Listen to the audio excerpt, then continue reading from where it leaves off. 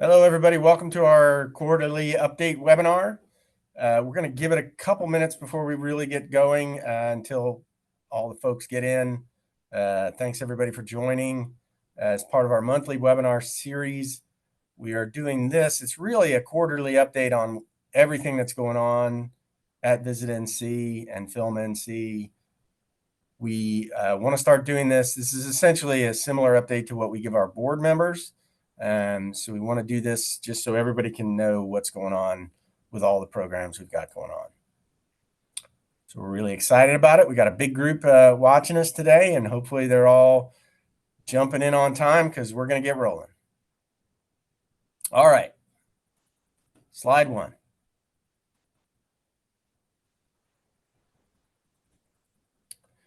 Okay, so as many of you know, we're really an amplifier of local DMO messages, and it's really important for us that we partner with DMOs and tourism businesses across the state.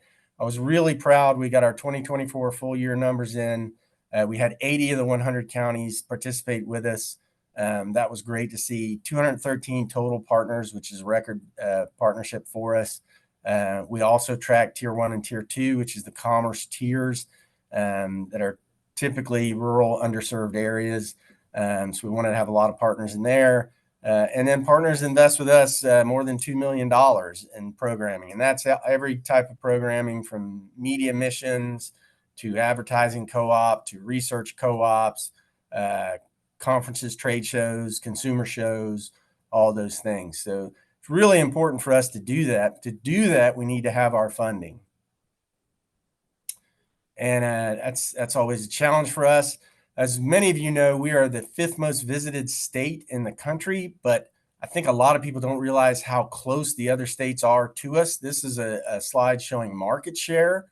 And while we are 5th, it would be easy to drop to about 10th by just losing a little bit of market share. And as you can see, New York is not that far ahead of us. So our real goal to be the top visitor destination in the East Coast, excluding Florida, is within reach. But we really need the support and the funds to be able to reach people to do that.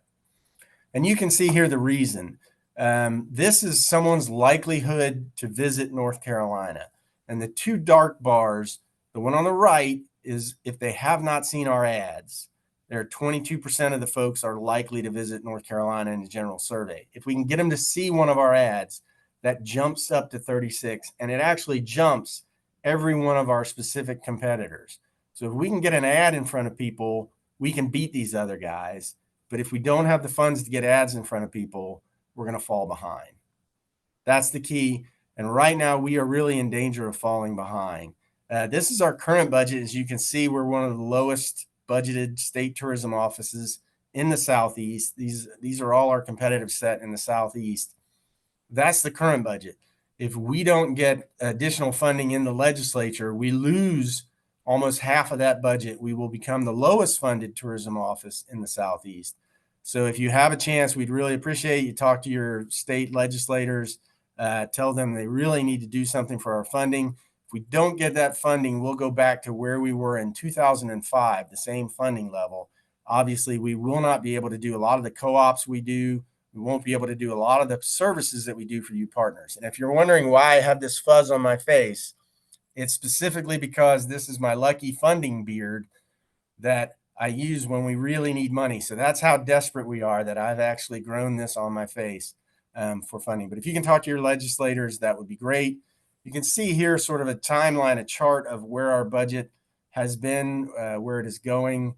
Current budget, the projected budget, if we don't get those funds extended, we'll go back to the 11.4 million, which is essentially the same amount of dollars we had in 2005. If you take into account inflation, it's about half of what we had before. And you'll start to see this at the conference because right now we cannot buy ads for the co-op program as much as we typically would because we have to do it based on what our budget is. So that's the challenge we're facing. We appreciate any help you can get. And now we're going to move on to the other departments and talk about what's happening throughout the state for this quarter. But please welcome Marlise Taylor, our wonderful research director. Hey, everybody. Good morning. It's good to be here with you today and present some research. Guy, if you move to the first slide.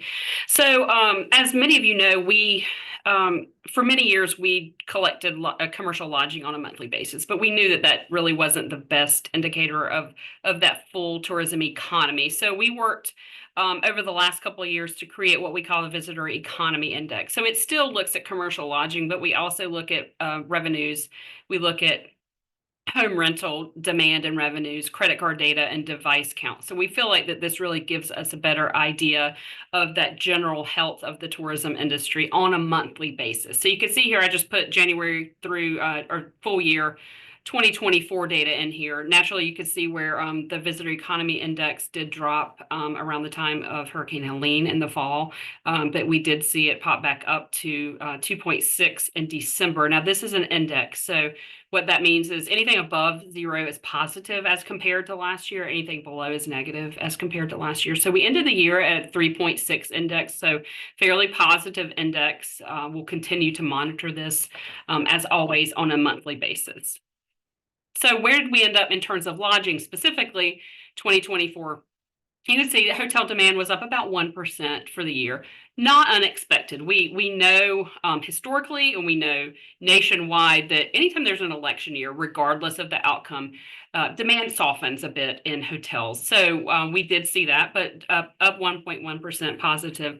Home rentals, you'll see there's two columns, one that says AirDNA, one with key data. We use both of these vendors for vacation rental data, one being more that shared economy platform rental, one, the key data being more of the traditional rental. And so we want to make sure that we have both of those. However, note that there are a lot of traditional rentals that also market themselves on those platforms. So those two numbers are not mutually exclusive. So I would say that the demand for home rentals is probably somewhere in between those two, the demand growth, if you will, probably a little bit less than the positive, but not as bad as the negative. So I would say probably up around 4 to 5% in terms of rentals. We are still seeing really positive growth in those rentals, but remember that hotels still make up the lion's share of lodging in North Carolina. So you're not going to see as strong a growth because it's such a larger share of that lodging pie. So this is year end 2024 data. We'll talk a little bit about some recovery stuff coming up. So where are we looking at for the next year? You can see here the last few years in terms of this is hotel motel demand. So from our STR data, you can see the dotted black line is 2025. So we're probably following a fairly similar path as last year.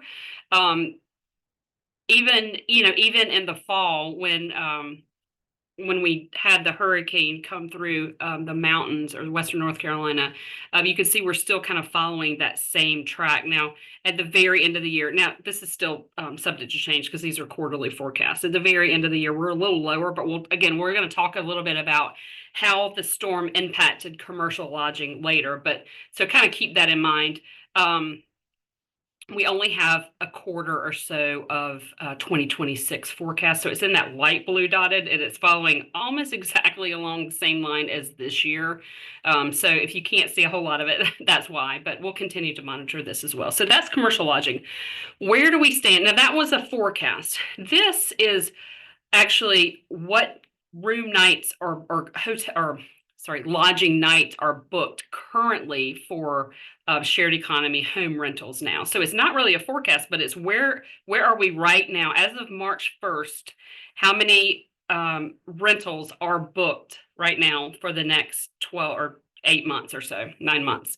So you can see in that dotted line, we're a little below where we have been the last few years. I'm not going to be too concerned yet because if you look at the booking window, we are seeing shortening booking windows. So what I like to tell partners is there's still time to get that business. There's still time to make those sales and get those reservations. While we are a little soft in the summer, as of what's booked right now, there is still time to get those bookings. So I'm not gonna get too concerned yet, but we'll keep an eye on this as well.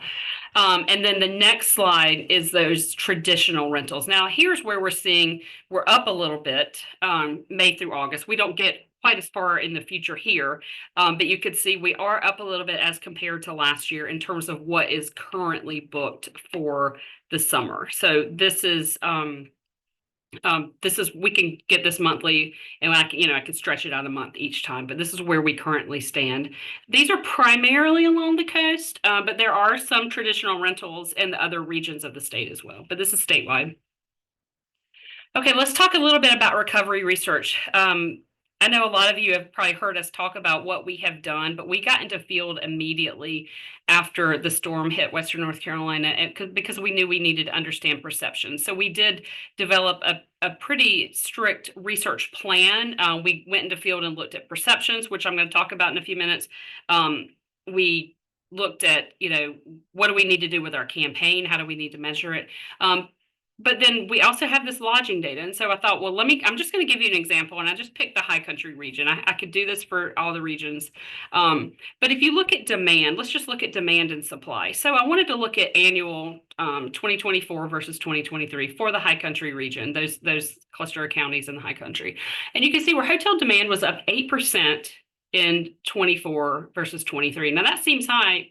Remember, I just told you that statewide we were up 1%. But Airbnb was flat. That's unusual as well, because remember, I also said that, we're typically seeing that piece of the pie or that growth be stronger than hotel motel. So I thought, well, let's look at the high country for just Q4, 24 versus 23. And you can see where hotel demand was up 21% in Q4. Okay, let's think about that. Look at the home rentals were down 14%. Well, what this tells us, and it's a presumption, but I think it's a pretty fair presumption, is that there were a lot of recovery workers and evacuees staying in hotels in Q4 in the high country region. So you're seeing that hotel data really increase. We do not have a way to identify or distinguish between an evacuee, a recovery worker, and a regular visitor. So you can see those hotel numbers really popped in Q4. But look at the home rentals, where we feel like those are primarily leisure visitors. Those home rentals were down in Q4 14% for that region. So this has really given us a good idea of, or the best way we can, kind of try to figure out the proportion of those real visitors versus those very much needed recovery workers and the places for evacuees to stay. So this is just one kind of snapshot of one region. We're also doing some continuing perception research, and this is just a little bit of it, but we've done three. I just got the preliminary results from the February study yesterday, so I haven't had a chance to go through that yet. But we asked people in our markets, so in our core markets and along the Southeast and along the Mid-Atlantic, would you come to North Carolina in the 12 months? Why or why not? And we get down to that regional level. So this is showing you, and I just picked the mountain region, but this is showing you for people in our markets who say they would not want to come to the mountain region in the next 12 months, why not? Well, you could see back in November, 23% of them said they were concerned about the destination's readiness after the hurricane. That's concerning. The good news is by December, that had dropped to 14%, and then by January, it dropped down to 9%. I'm hoping for even more positive numbers when I do get a chance to get into that newest report that I just received yesterday. Similarly, I'm worried about accessibility to the destination. 14% went down to 7%, popped up a little bit to 9%. I'm not too concerned about that. It's not really statistically significant. So still good movement there. And then access to Wi-Fi. We did find after the storm, there were people in our markets that thought the whole state was inaccessible via Wi-Fi, via roads, via anything. We found a lot of misperceptions in our core markets that we have worked hard to address and to combat. And this was one of them. I know in Raleigh, we didn't lose Wi-Fi after the storm, or power, and that's what a lot of people thought. So that concern has really gone away, so that's good.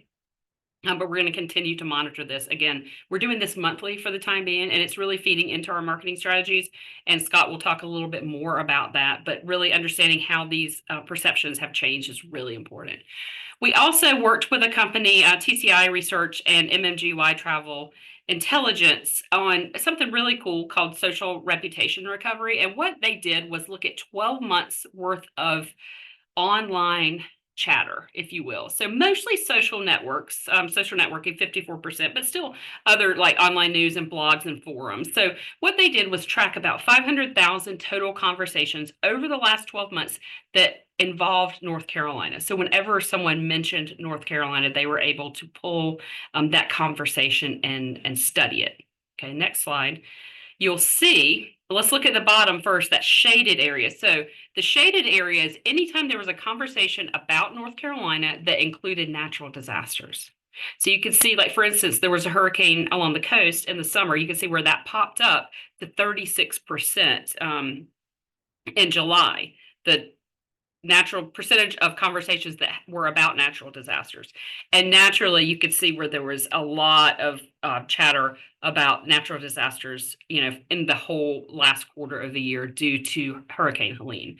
The dark green bar, is that net sentiment score for the destination. You can see where it dropped significantly during the hurricane, came back up late October. Now, why did it come back late October? Well, there are a lot of positive stories about resilience and recovery workers and people doing good things. So it was still about a bad situation, but there were positive spins on it. So the destination net sentiment score did increase.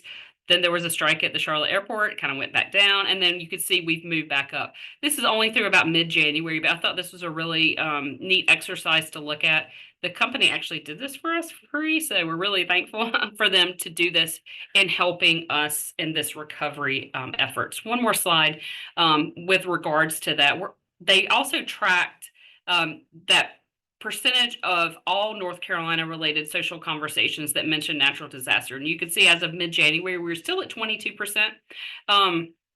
We really like to see that at 10% or less to feel like that sentiment was back to normal. So we're still, as of mid-January, still a little ways off, but certainly on the road to recovery in terms of that reputation, if you will, social reputation. Scott's going to talk more about, our mountain recovery campaign, but I will tell you that we do an annual study that shows our advertising effectiveness. It really studies that. Again, we do these to understand the effectiveness of our advertising. Our last wave for the 2024 calendar year is always in January. And so we had the company look at that sliver of recovery campaign that had already occurred. So about 6 weeks or so, 5 to 6 weeks of the recovery campaign, we were able to study to understand what kind of influence it had on visitation. And you could see where it did have influence. About 90,000 trips occurred. They were influenced. 90,000 trips were influenced because of our media investment. And interestingly enough, the majority of them in state trips. Well, that makes sense, right? It was only 6 weeks. So, when you're planning out of state travel, it does take a little bit longer to plan. It's during the holiday season where we typically do see a lot of in-state travel, visiting friends and family throughout the state. But really positive numbers, considering that this was only about 6 weeks worth of advertising to bring in this amount of trips. So that incremental travel for in-state visitors was about 6%, really positive numbers there. We're going to continue this look at the effectiveness of our recovery campaign as we move further into 2025. But I'm going to turn it over to Scott now to talk about marketing and PR. Thanks, Marlise. All right, give you guys a little bit of an update on kind of where we've been going with all the research that we got from Marlise. So if you guys didn't see it in some of the webinars and communications that we've had going on, this is what the campaign creative looked like that we spun up with the $5 million in recovery funds that we got. This is the creative for the holiday season. This was something that we took a look at and decided that our normal campaign of For Real, Visit, and See was probably not going to work for recovery efforts. The real, term in particular is a little bit too on the nose. So what we decided to do is use the research and lean into what we found from Marlise and the team and come up with a new tagline specifically for the mountains, which is our best way to get back is for you to come back. The premise of this is to literally lean into the fact that we need you to come visit. You can come visit safely, and please come visit. So this was what the creative looked like throughout the holidays to get people to change those holiday plans. You saw the research on that. It worked. It was effective. We were able to get people to come over a busy time of year for them already. Then after the holidays, we shifted into our winter creative. So same thing, same tagline. Our best way to get back is for you to come back, but looking at more winter travel and making North Carolina your destination of choice to visit over the winter, whether you want outdoor adventure or whether you just want to cozy up by a fire and chill and get away and look out the window. Either way, we got it all for you. How has it been doing? It's been performing pretty strongly. This is just for the mountain recovery side of things and the dedicated webpage that we've got built around that. But almost 500,000 sessions, and this is actually not the most recent data. This is just for we're still waiting for last month's data to come in, but easily over 500,000 sessions in total right now. It's been performing pretty well and pretty strong with the ads that we have out there pushing through it. So. And then we get into spring. So we took a look at the research and said, should we make any adjustments? Their perceptions seem to be improving and they seem to be feeling a little more aligned with what the reality of the situation is. So is it time to change our tagline? Do we get a little bit more aggressive like our normal For Real campaign is? And ultimately decided, no, not yet. We think it's working right now. Let's stick with it. And we still, although impressions are improving, have some work to do to get them where we want them. So we're continuing with that tagline of our best way to get back is for you to come back, but just moving it into more of a jovial spring, is in bloom, come visit this time of year. So this is the campaign, the creative that's out there right now. This is an example of our streaming audio. This is going to be out there on Spotify and Apple and other places where you get your streaming audio. The birds are chirping, the days are getting longer, and everything's starting to bloom, including us. So instead of spending your spring organizing your sock drawer or alphabetizing those spices, how about you plan a trip to the mountains of North Carolina instead? We guarantee it will be more rewarding because the best way for us to get back is for you to come back. Now that's sure to put a spring in your step. See what I did there? For real, visit North Carolina. And then a couple of other examples of our spring creative. We've got some TV spots. This is the first season of the campaign where we've been able to get some TV and streaming video out there. So if you are interested in seeing all that, we have a 30-second and a 15-second spot that's running right now. This is our 30-second spot. Yeah.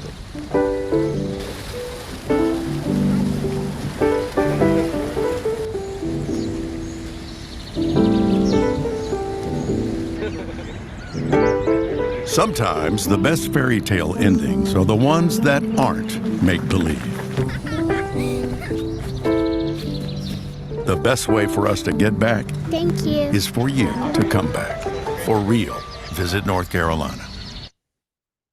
That one obviously features Biltmore, which has been a beacon of hope to everyone in Western North Carolina, specifically down in the Asheville foothills area for not letting the storm get them down and getting reopened, very quickly and welcoming visitors back to show, resilience and that the area is in need of visitation. So this one is featuring dry falls, but it's promoting more the outdoor adventure that we have to offer all across the mountains. After a long winter, it looks like we aren't the only ones ready to spring into action. The best way for us to get back is for you to come back. For real, visit North Carolina. So that's some of the creative that we have running right now this spring for the mountains. As far as the Piedmont and the coast is concerned, as you saw from the research from Marlise and heard, we are not changing course on that. We did a little bit of research a couple months ago to see if changing and softening the taglines around that was needed, if we needed to be a little bit more direct in telling people that those parts of the state are open and welcoming to visitors because of the perception research you saw early on in October, November that showed that they felt those areas were impacted. But as time has gone on, and as you can see, those perceptions have been improving and people seem more aligned to understand now where the impacts are. We're staying the course with our For Real brand. We tested other stuff and ultimately the performance wasn't that much better that it was worth us making adjustments. And so that's great. So all of our normal ads that we would have been running for the Piedmont and the coastal parts of the state are out there and they're running on that For Real brand campaign platform. And that's our plan, moving forward as well.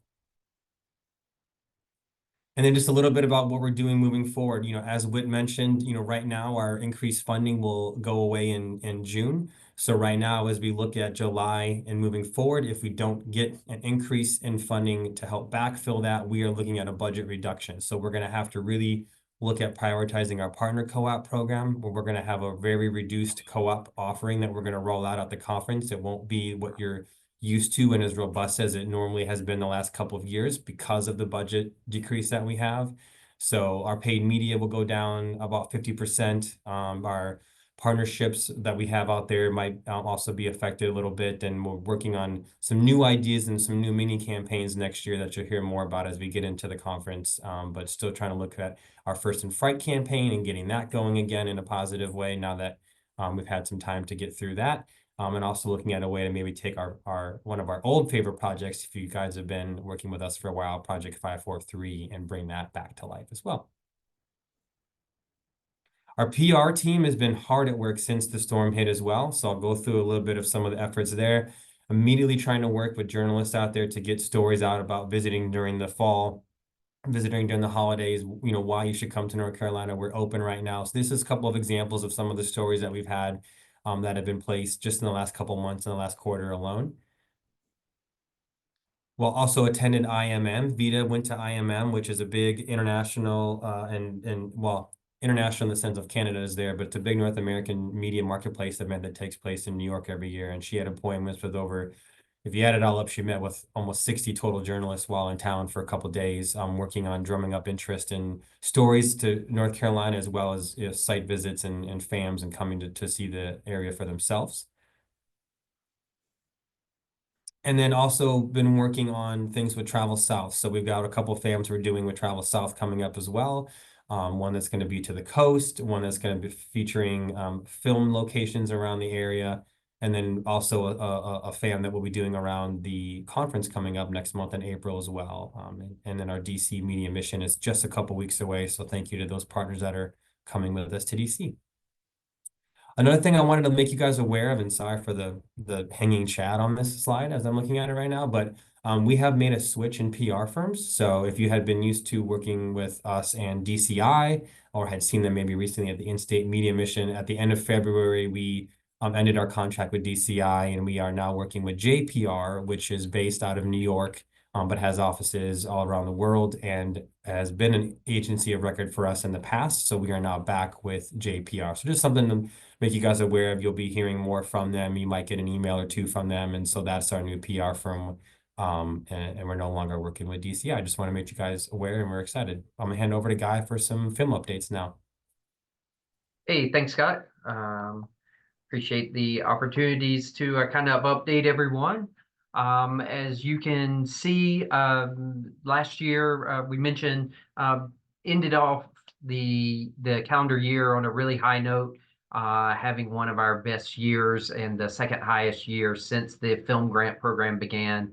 2025, unfortunately, is off to a little bit of a slower start. We do have some projects that are in production, but certainly, not haven't been able to build off that momentum quite yet from the end of last year. I would say that, however, this is not unique just to North Carolina. This is something that is being experienced throughout the state, throughout the country, as productions are kind of getting back going after that quick COVID speed up. But a lot of it is industry related and following some of the dual strikes that took place last year, still some of those effects. So obviously, if production numbers are down, so are the job opportunities. But we anticipate seeing higher numbers as we go forward in the second half of the year. Currently in production or have recently wrapped, again, you'll notice that there are 3 projects that have received funding from the state's incentive program, the Film and Entertainment Grant. Of note in particular, the Double is a documentary type feature.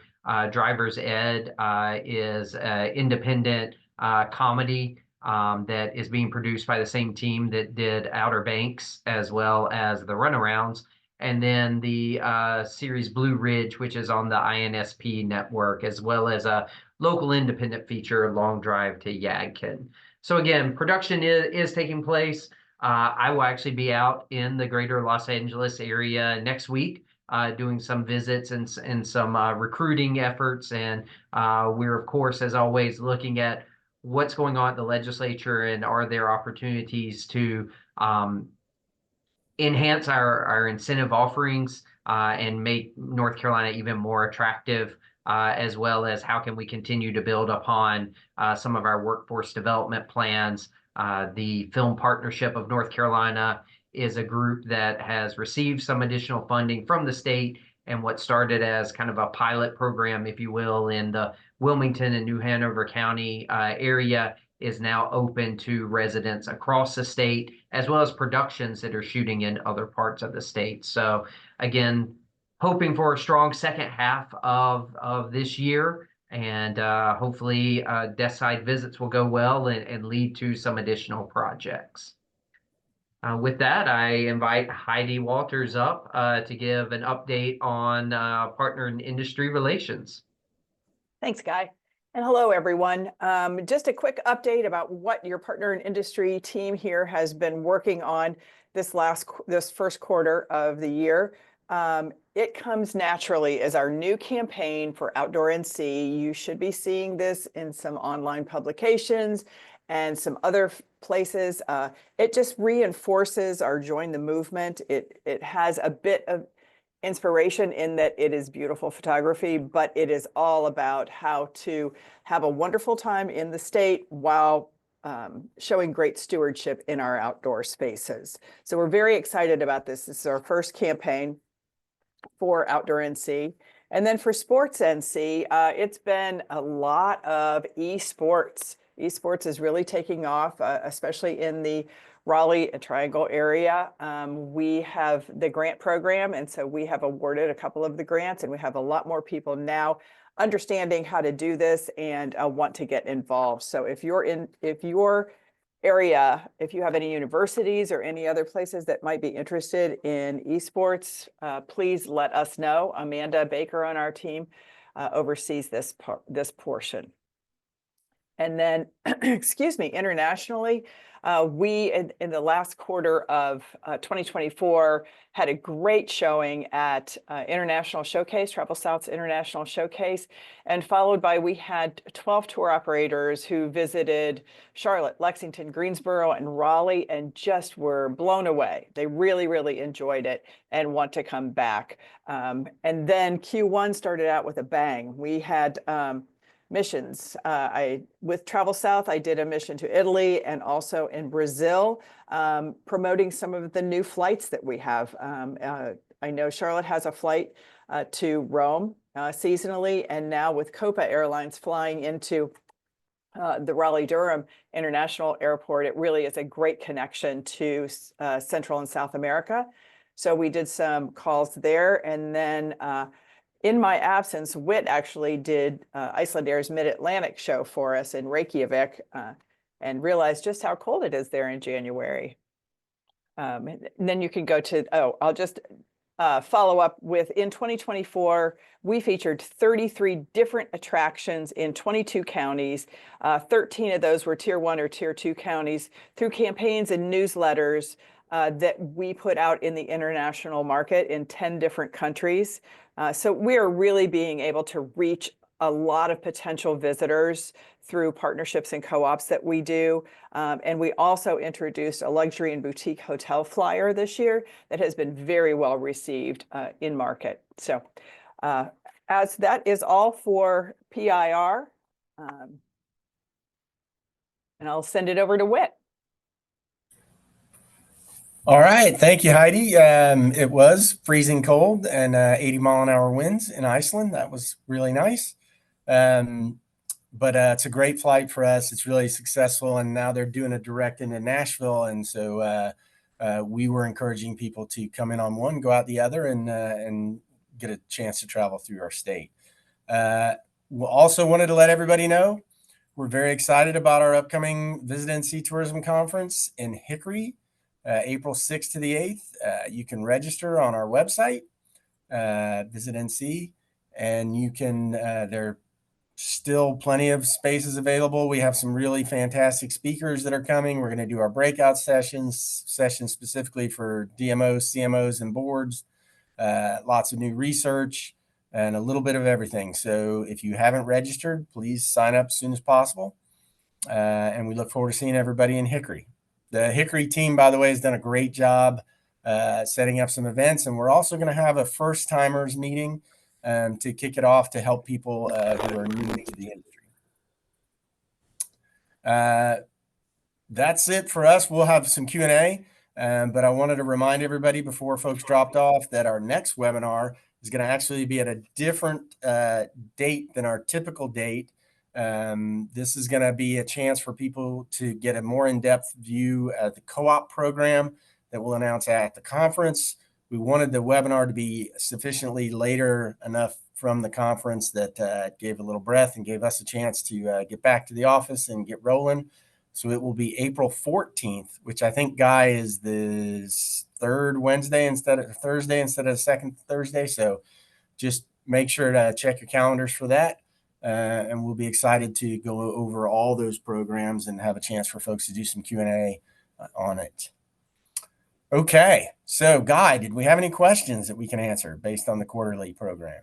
Yes, we do. We do. First one was the look, I guess, for Marlies.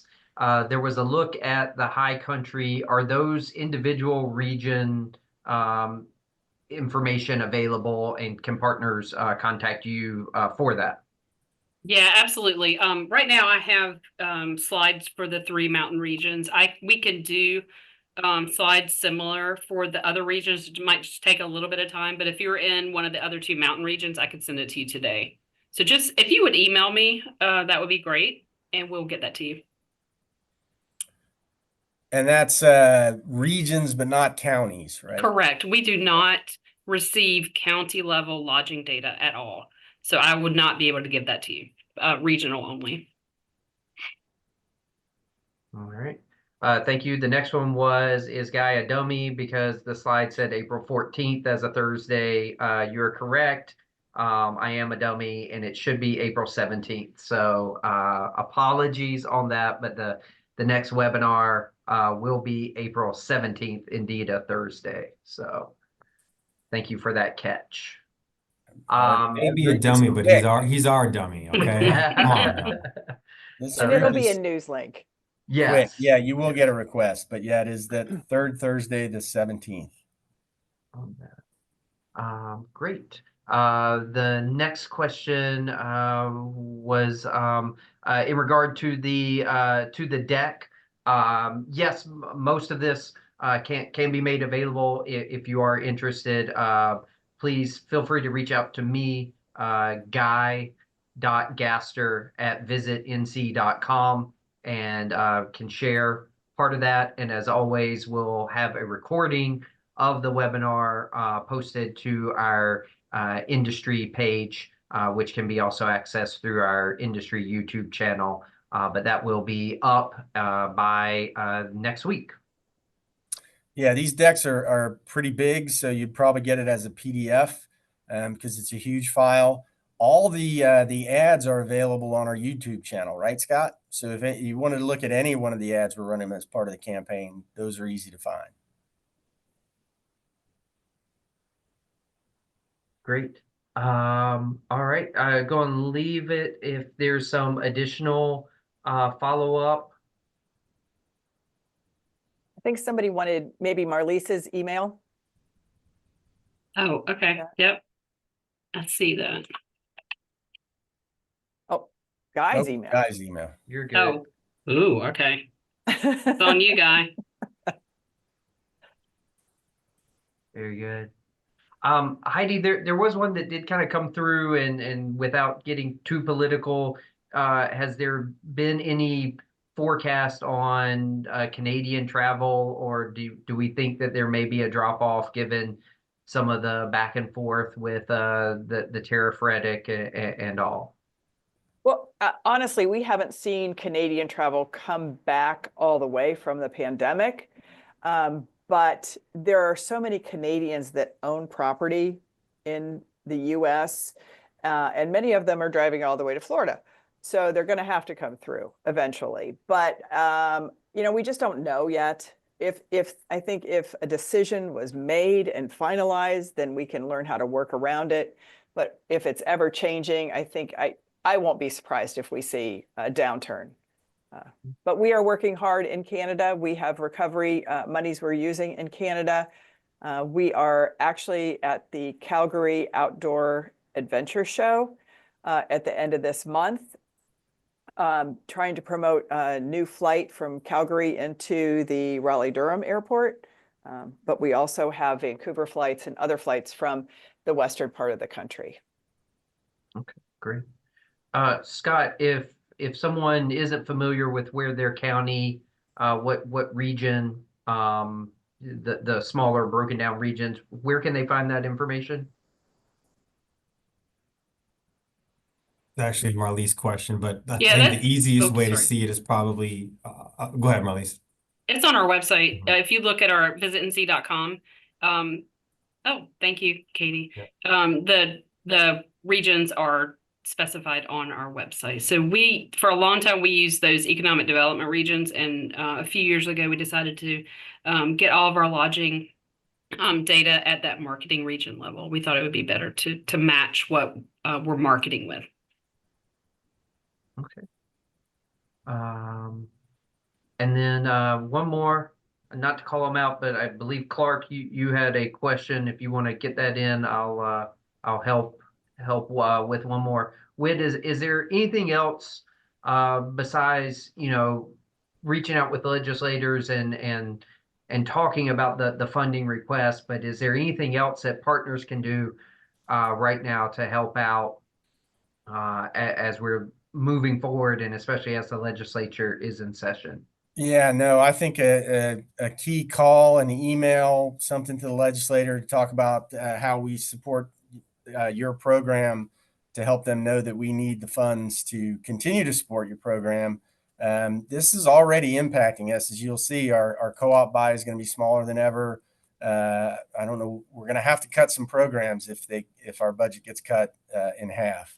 And it's really crucial. It's already impacting us as far as the buy coming up, and it's about to start impacting programming and what we can do in grants.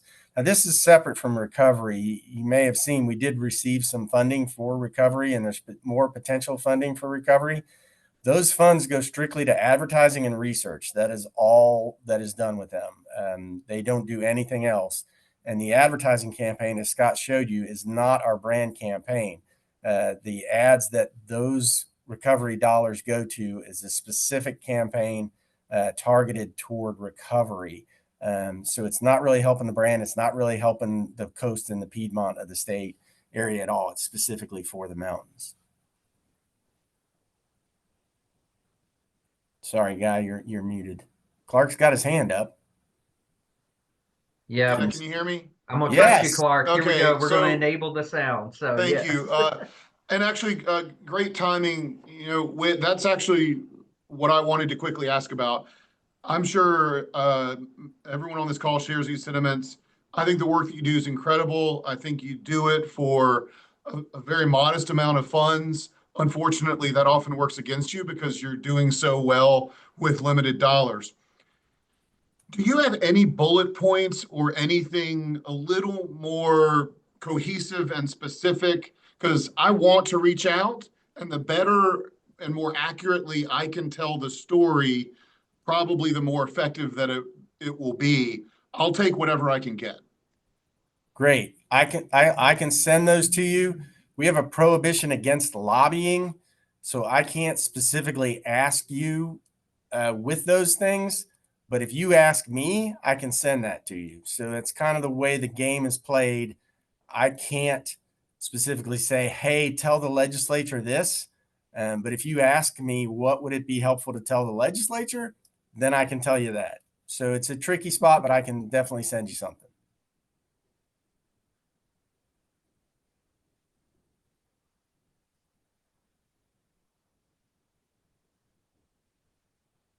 All right, very good. And somebody said, I just saw that. So what would it be helpful to tell the legislature? I would say tell the legislature that they need to set recurring funding for Visit NC to make up for the funds they would be losing based on the end of COVID era additional funding they were receiving. So essentially, our budget is $11.4 million. It's been about the same for the 20 years I've been here. We have to get that from the legislature each year, and if they don't add recurring dollars to it, it does not go up. Occasionally, they'll add non-recurring dollars that go up for one particular year, but then those go away. So what we need to ask is that the legislature gets us 10 million in recurring funding per year for Visit NC to make up for those funds that they're losing. That would put our budget back up to 21.4 million, which is where we've been essentially for the last 3 years at 21.4 million. We go back to the 10.4 million, we'll have to cut a lot of the programming, a lot of the co-op and things like that, because obviously we've all seen the impacts of inflation over the last few years, and just the sheer things we pay, like rent, salaries, benefits, our computer equipment, and all those things are now eating into a lot of the costs that we need for the marketing and for the other programming that we do. And Whit, are there other groups that people could work out with or contact as well that would have some of that information? Yeah, you could contact the North Carolina Travel and Tourism Coalition, the North Carolina Travel Industry Association, North Carolina Restaurant and Lodging Association. Those guys all do lobbying for us since we aren't allowed to lobby for ourselves. They all help, and this is the state legislature. So these funds are state funds. It's not federal money. North Carolina does not have a statewide occupancy tax or anything. The only way our office is funded is general funds that the legislature allocates to us each year.